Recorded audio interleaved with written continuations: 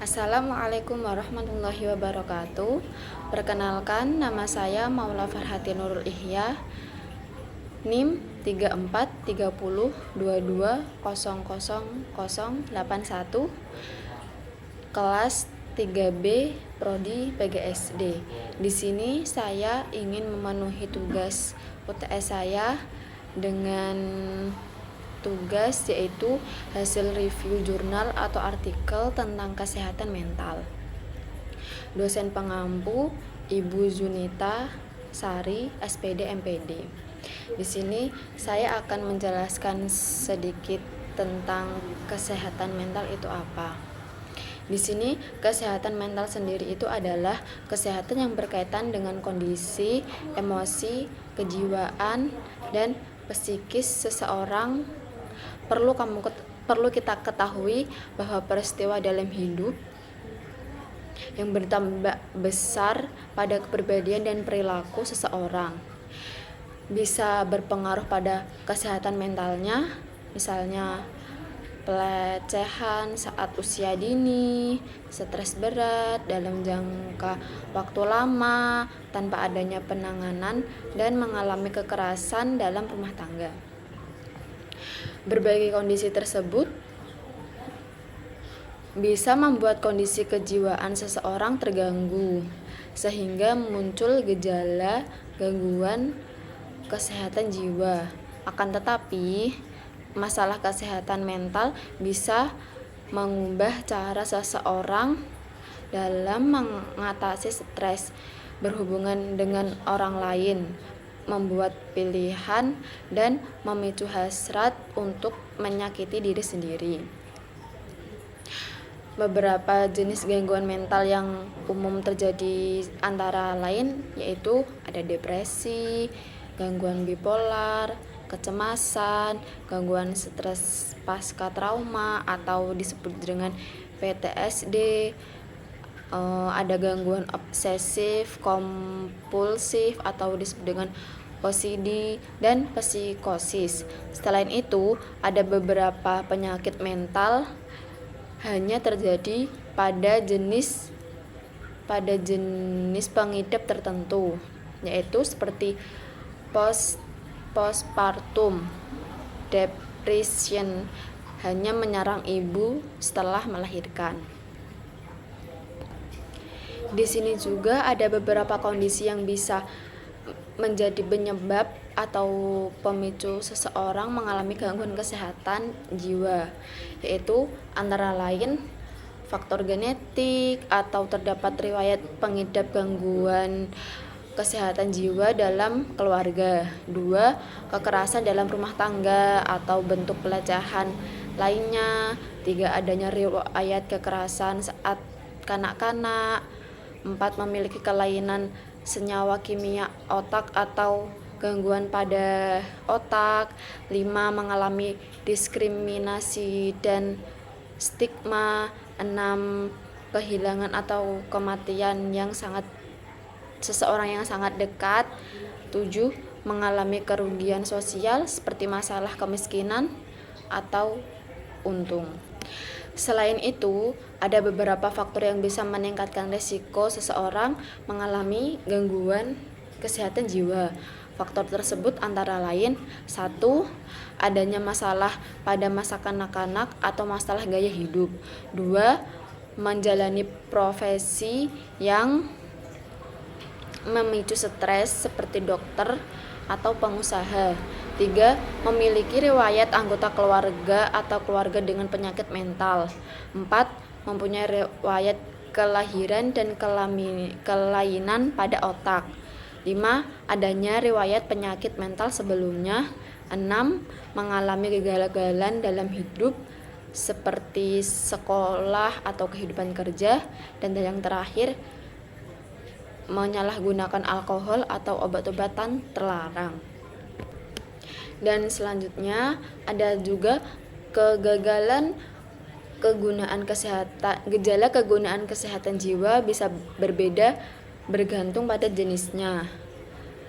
Kendati demikian, gejala umum dari kelainan kesehatan ini bisa kamu kenali, yaitu antara lain: 1. Ada kehilangan kemampuan untuk berkonsentrasi. 2.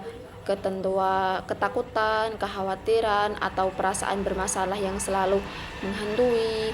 3. Ketidakmampuan untuk mengatasi stres atau masalah sehari-hari. 4. Marah berlebihan dan rentan melakukan kekerasan. 6. Memiliki pengalaman dan kenangan buruk yang tidak dapat dilupakan. 7. Adanya pemikiran untuk menyakiti diri sendiri atau orang lain. 8. Menarik diri dari orang-orang dan kegiatan sehari-hari. Dan selanjutnya juga ada mendengar suara atau mempercayai sesuatu yang tidak benar. Lalu ada mengalami nyeri dan tidak dapat dijelaskan. Kemudian menunjukkan perubahan sesuatu hati secara mendadak dan menyebabkan masalah dalam hubungan dengan orang lain. Habis itu masih ada banyak lagi mengenai hal-hal tersebut. Selanjutnya juga ada diagnosis gangguan kesehatan mental. Dokter ahli jiwa atau psikiater akan mengalami diagnosis kegunaan kesehatan mental dan dengan wawancara medis dan psikiatri. Mulanya dokter akan bertanya mengenai riwayat gejala apa yang dirasakan atau yang dikeluhkan. Kemudian dokter akan melakukan pemeriksaan fisik untuk mengeliminasi kemungkinan adanya penyakit lain. Jika memang perlu, dokter akan meminta pengidap untuk melakukan tindakan lebih lanjut supaya bisa ditangani lebih lanjut, seperti pemeriksaan fungsi tiroid, screening alkohol, dan obat-obatan yang lainnya, serta CT scan untuk mengetahui adanya kelainan pada otak. Sementara itu, jika tidak menemukan hal sesuatu adanya potensi kondisi medis lainnya, dokter akan meresepkan obat dan terapi yang sesuai. Kadang mengikuti tes sederhana seperti depression test yang ada di Halodoc juga bisa membantu mengenali kondisi kesehatan mental. Di sini juga ada beberapa cara penanganan gangguan kesehatan mental yang bisa menjadi pilihan sesuatu dengan kondisi yang terjadi pada pengidap, yaitu 1. Ada rehabilitasi. Rehabilitasi di sini ada pengobatan terhadap penyalahgunaan zat atau rehabilitasi memiliki tujuan untuk membantu menangani pengidap gangguan kesehatan mental yang terjadi pada ketergantungan akibat penyalahgunaan zat terlarang. 2. Ada perawatan mandiri. Di sini perawatan mandiri yaitu selain penanganan medis dengan psikolog atau psikiater, pengidap juga bisa melakukan perawatan mandiri untuk mengatasi gangguan kesehatan mental. Misalnya, mengubah pola hidup dan pola makan sehat dan mampu mengolah stres dengan baik. Selain itu, perawatan mandiri bersama dengan penanganan medis bisa membantu mempercepat proses pemulihan, memantau kondisi kesehatan, dan mengenali apa saja yang terjadi, apa yang menjadi pemicu terjadinya gangguan psikologi tersebut. Penanganan gangguan kesehatan mental perlu dilakukan sesegera mungkin, sebab masalah kejiwaan juga bisa berpengaruh pada kondisi fisik. Yang ketiga, ada psikoterapi. Pertama, penanganan dengan psikoterapi ini merupakan jenis terapi dengan media yang aman untuk mengungkapkan perasaan dan memberikan saran dan sesuai. Dalam situasi ini, psikiater akan memberi bantuan dengan membimbing pengidap dan mengontrol perasaan. Sementara itu, psikoterapi beserta perawatan dengan menggunakan obat-obatan merupakan cara yang paling efektif untuk mengobati penyakit kesehatan mental. Yang keempat ada supporting group. Pengidap penyakit kesehatan mental yang sejenis yaitu atau mereka yang sudah dapat mengendalikan emosinya dengan baik.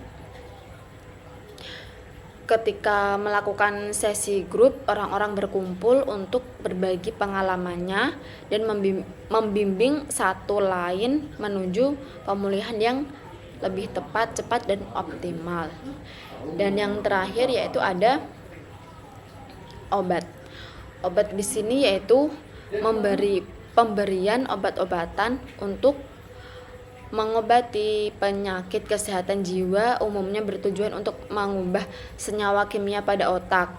Beberapa obat tersebut berupa golongan selektif serotonin reuptake inhibitor atau yang disebut juga SSRI, serotonin norepinerin inhibitor atau disebut juga dengan SNRIS, dan antidepresan trisiklik. Dokter biasanya akan mengombinasikan resep obat dengan psikoterapi untuk hasil pengobatan yang lebih efektif. Selain itu, kita juga bisa melakukan beberapa upaya untuk mencegah gangguan kesehatan jiwa, antara lain yaitu 1. Melakukan aktivitas fisik dan tetap aktif secara fisik. 2. Membantu orang lain dengan tulus. 3. Membiasakan berpikir positif. 4. Mencari bantuan profesional jika memang kamu memerlukannya. 6. Menjaga hubungan baik dengan orang lain. Dan yang terakhir, memastikan tubuh mendapatkan cukup waktu istirahat. Sekian dari saya. Terima kasih. Dadah. Assalamualaikum warahmatullahi wabarakatuh.